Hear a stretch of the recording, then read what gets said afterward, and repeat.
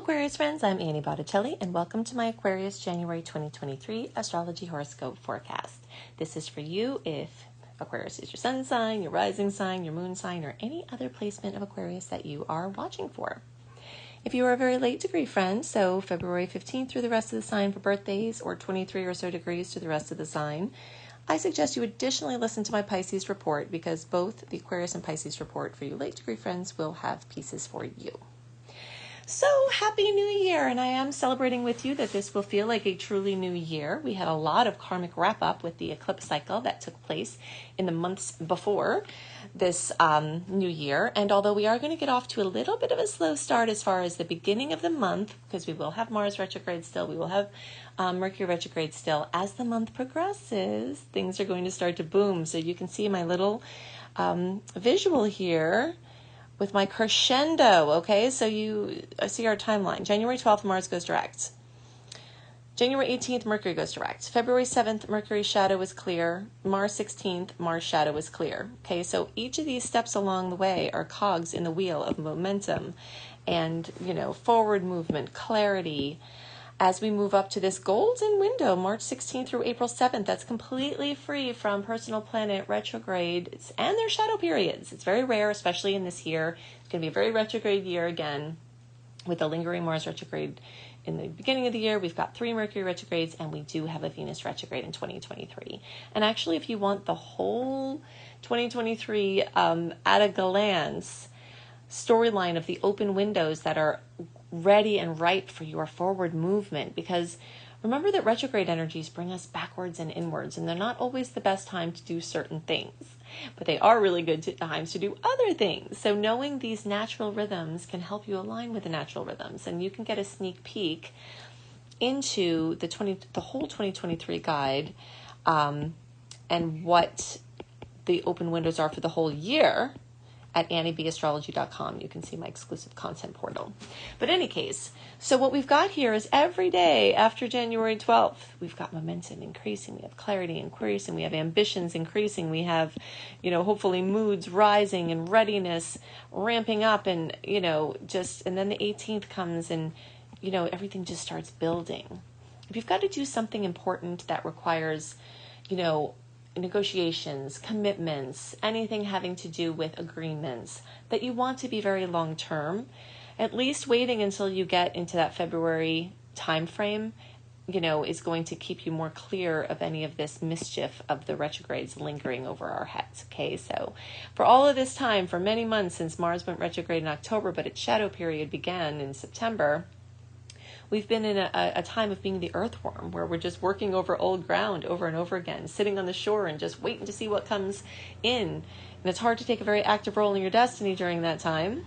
But now we're moving in to a new period where the stars are opening up. And by the way, it's not just these personal planets that are opening.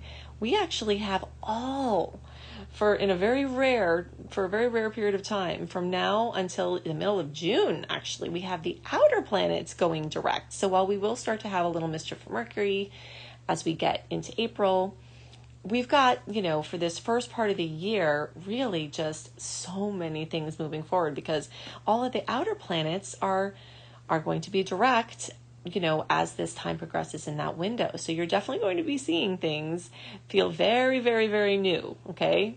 And this new year kickoff, like I said, it might take a little while as the month progresses to really feel it, but you will feel the karmic freedom, the, just the heaviness being taken off of all of those things, the uncertainty, and it's really going to be very notable. Okay, so I am calling the theme of this month for Aquarius Time to Choose, and we will talk about the different facets of this. The first thing to know is that in the time before your birthday, and yes, happy birthday to you, January-born Aquariuses, in the time before your birthday, things get really thick in this 12th house. The 12th house is the house of hidden gems, like an attic in your house where your grandparents' heirloom is worth $1 million, or your fears that can be converted into fuel that can propel you on the path of your dreams.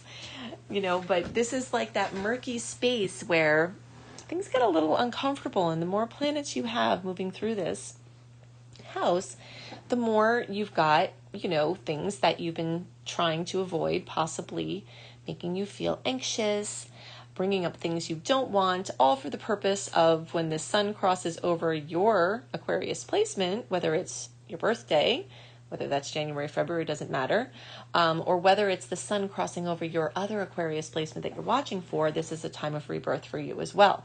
So in this month of January, and especially as the retrogrades start to clear throughout the month, you're really starting to figure out, or trying to figure out, what you're going to pick.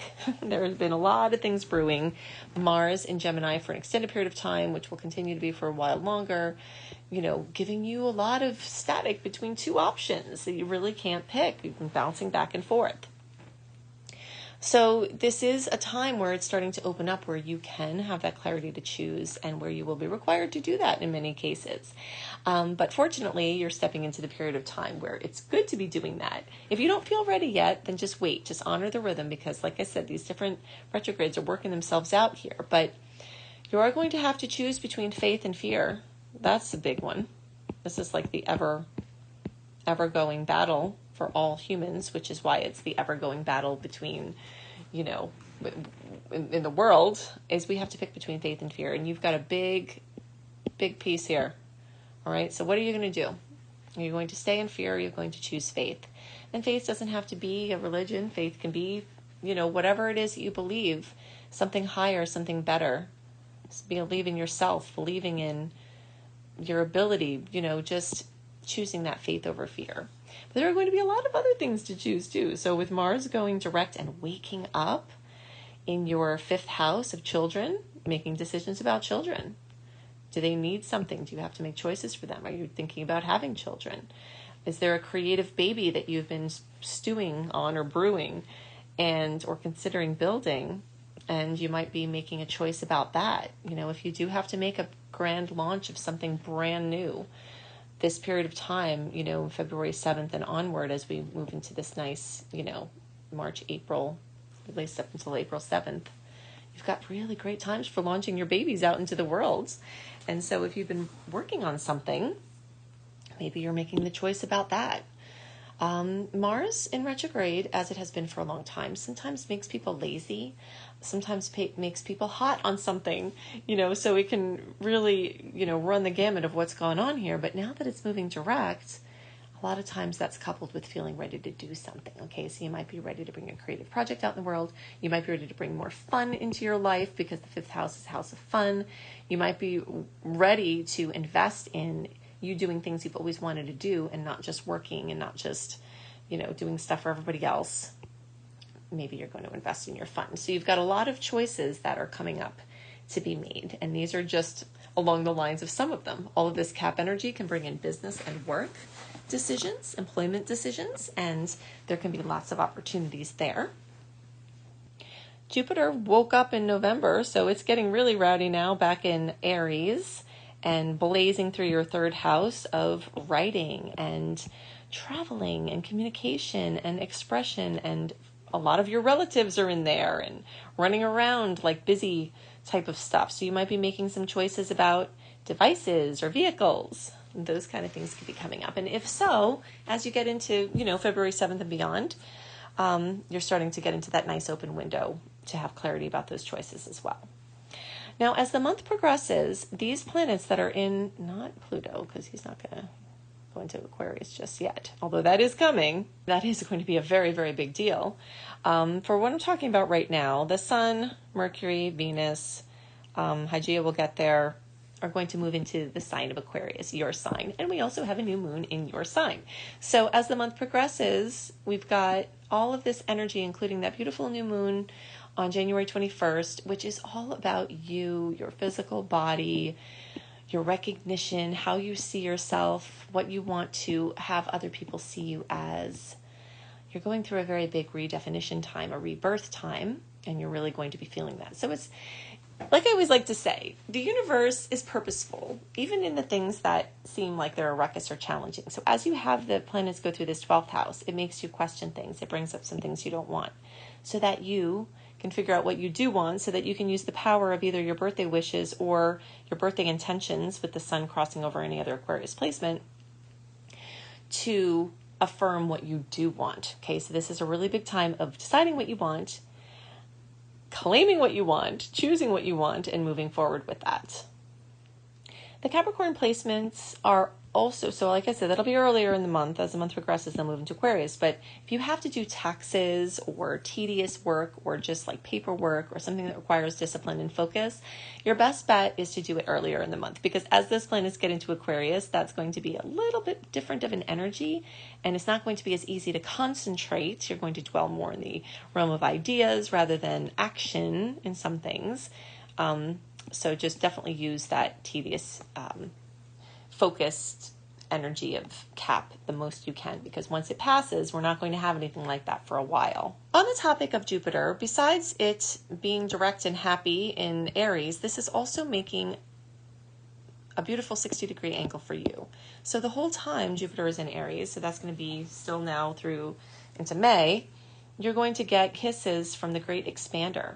So anything that you're wanting to do, and this is going to be happening in this timeline. So Jupiter is going to be in a favorable sign for you during this whole timeline. So it's really, really, really favorable for you making those big choices and taking action on these things. Something else fun to know about this month is that we definitely also have way more sweet aspects than we do salty ones. Salty ones are the ones that are, I like to call them salty. They're, just disharmonious. So we've got some of those. You'll have some bumps, but for the most part, we've got way more sweet aspects than we do salty aspects. And you can get a complete list of my top, basically my written report that talks about all of the main aspects of the month, what you can expect from them, a timeline, a general written overview of the month. So you get that along with my 28-day virtual coaching program called Shine for free when you sign up for my free email newsletter at anniehelpsyou.com. So if you're interested in learning more about what's going on for you this month, you definitely want to check that out. You can find that link in the notes underneath the video or podcast. Something else to be aware of in the days, like the first week of the month, as we build up to January 6th, we do have a full moon at 16 degrees of Cancer. Full moons tend to bring fullness, completion, fruition, sometimes drama, high emotion, especially when it's in a water sign as it is here. So, and sometimes water where it shouldn't be. So look out for that too. But in that first week, the energy of home and family is coming in a big way. Real estate, housing, those kind of things. So you might have some choices to make there as well. And for you, for Aquarius, that full moon also highlights your house of health. Health, your daily routine, your workspace, your office interactions, your pets, anything that you do every day, your neighbors that you see. There could be fullness, completion, fruition coming in that area. So just kind of be on the lookout for that. If you resonate with how I teach astrology and you want to learn either to be a professional astrologer or just to help yourself and your family and friends, you will love my Becoming a Professional Astrologer Mastery Course, which you can see at beastropro.com, beastropro.com. You can find some free courses at lumelife.com, L-U-M-E life.com, free courses on wellness and creating abundance. If you want to learn astrology and don't necessarily want to jump into my deep course, you can see some other ways you can learn astrology by going to anniebAstrology.com. So Annie, the letter B, astrology.com. You can also see my books and my podcast by putting my name, Annie Botticelli, in an Amazon search, and my Astro Kisses syndicated podcast will come up, and you will also see my 3 books there. I hope you have a wonderful month, and I'll see you next month.